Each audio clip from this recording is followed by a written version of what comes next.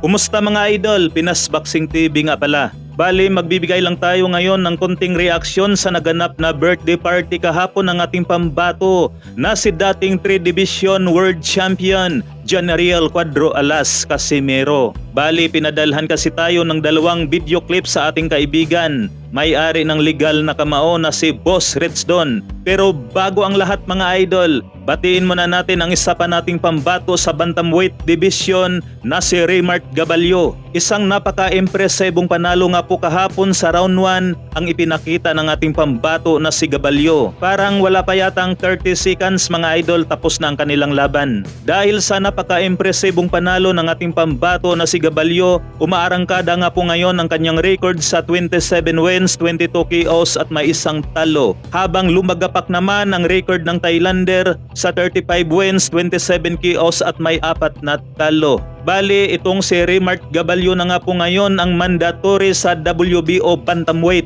Kaya sana maikasana sa madaling panahon ang kanilang laban ni Jason Moloney. Eto mga idol, bali ito nga po yung video clips na pinadala sa atin ni Boss Ridsdon, ang may-ari ng legal na kamao. Eto mga idol, cake nga raw ito ni Cham Cuadro Alas Casimero.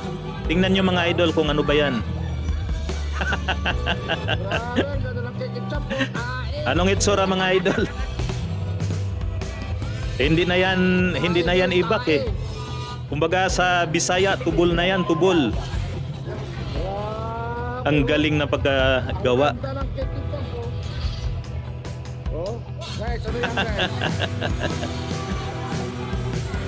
Grabe. Yan oh.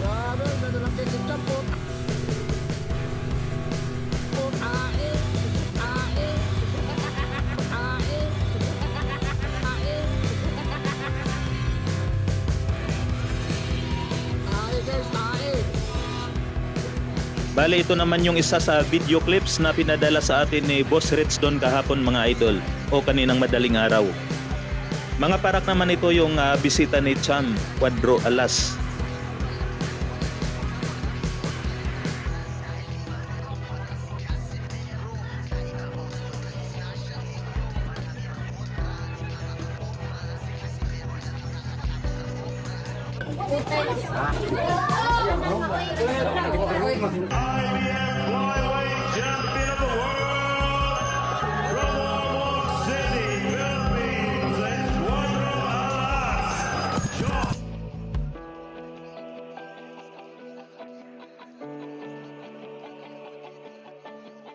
Yan.